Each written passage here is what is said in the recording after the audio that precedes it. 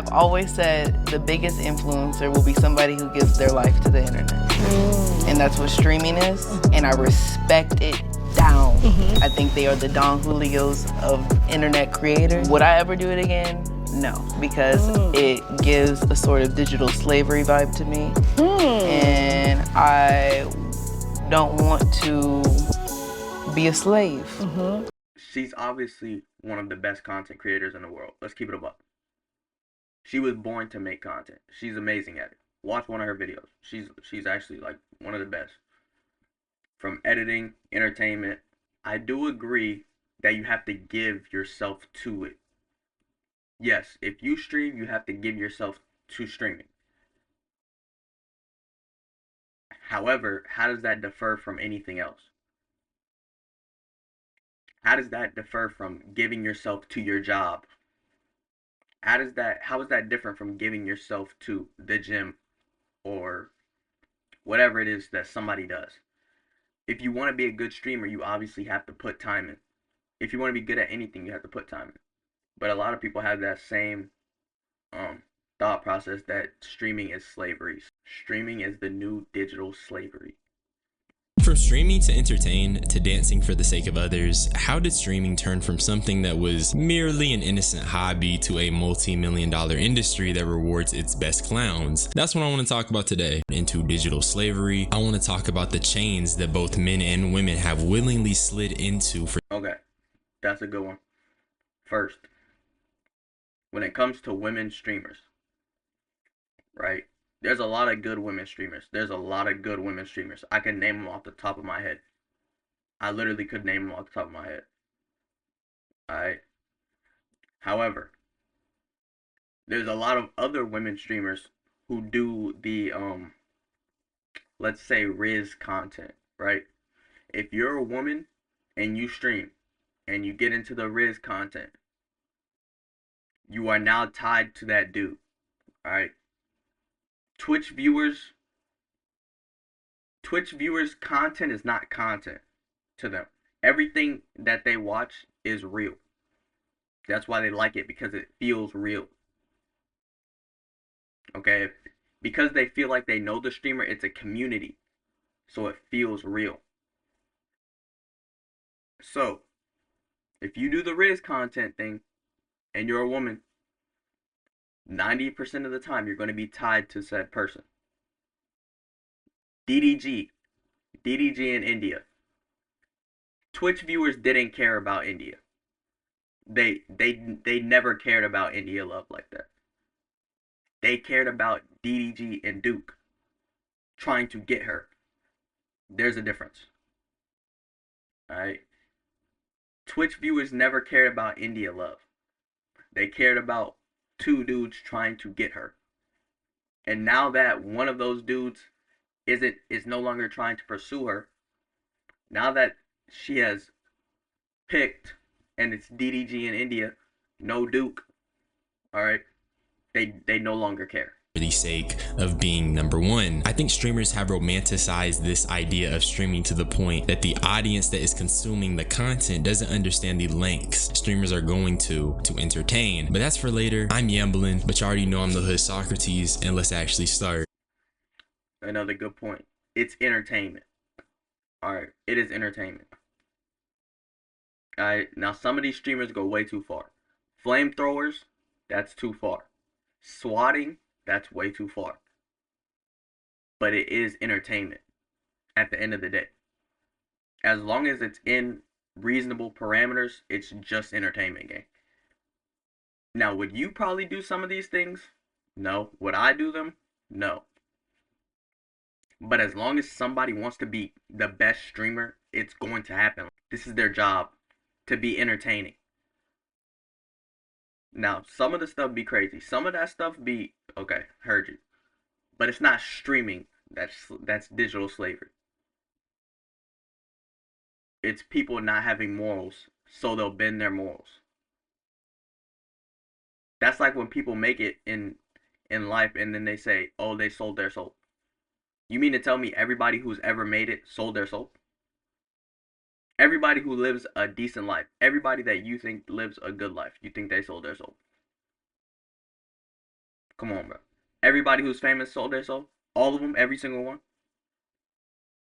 Come on, bro. That's cope. That is victimhood. That's victim mentality right there. I refuse to believe that.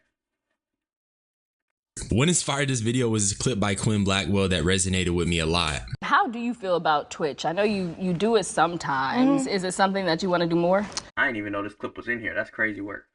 Let me see how to make this nice. I think I have always said the biggest influencer will be somebody who gives their life to the internet. And that's what streaming is. And I respect it down. I think they are the Don Julios of internet creators. Would I ever do it again? No, because it gives a sort of digital slavery vibe to me. And I don't want to. Like I said earlier, she's right. You do have to give your life. That don't make it slavery though. That just make it something you want to do. People give their life to books. People give their lives to food. People give their lives to the gym. People give their lives to subcultures. People give their lives to you know what I'm saying? People give their lives to anything. That doesn't necessarily make you a slave to it. Yeah, they become jesters for the chat, being influenced by whatever their chat wants. Okay, see, this right here, you have a case. This right here, you have a case. Because why is he doing this? Doodoo Garbage himself was locking in on his production. This nigga had like 3-dimensional polygonal effects and shit on screen. Granted, it was used for a Gooner show though, and if y'all want a video on DDG and the game show of Doom, please comment, because I was peeping a little drama and I had a few things I could add. But my point is that the high quality production is cool, but it's not everything. Cause why was Speed tweaking over his stream lagging? And I mean, he was just getting straight out of body. What the is it lagging? Well, I'm me and Tom Brady. Why is it lagging? That's just Speed, bro. Let's keep it above. Speed been acting like this before he was up there.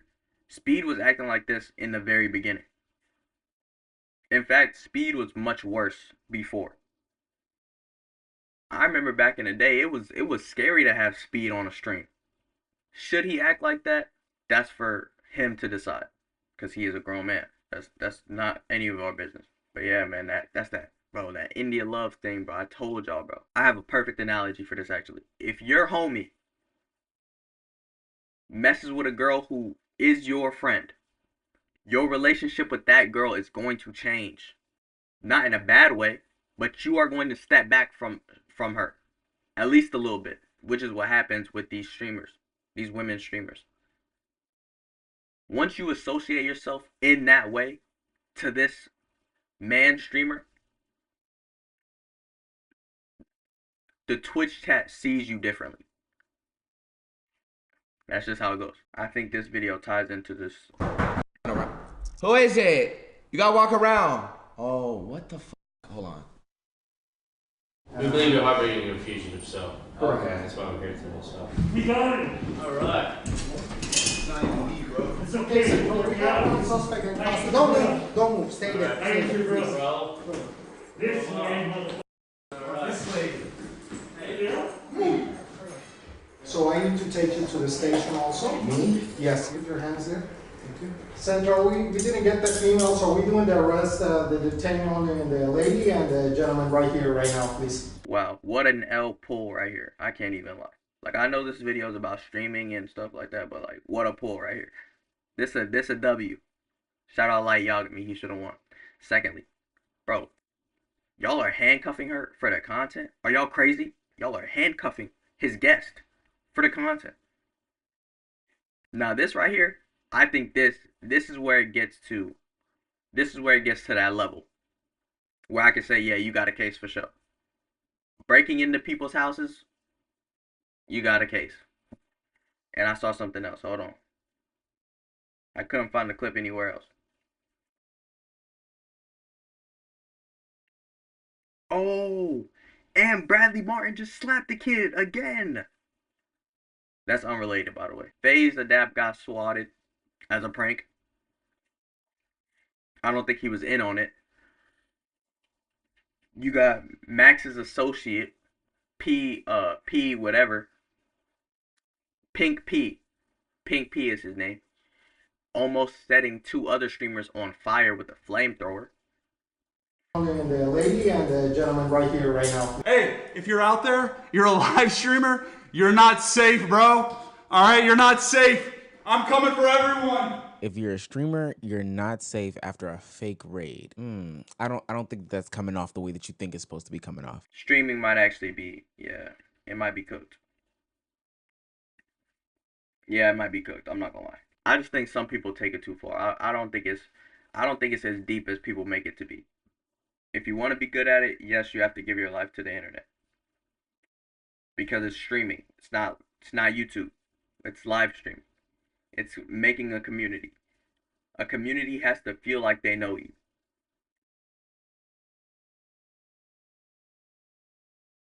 So yeah, y'all let me know what y'all think. I don't know if I completely agree or disagree yet.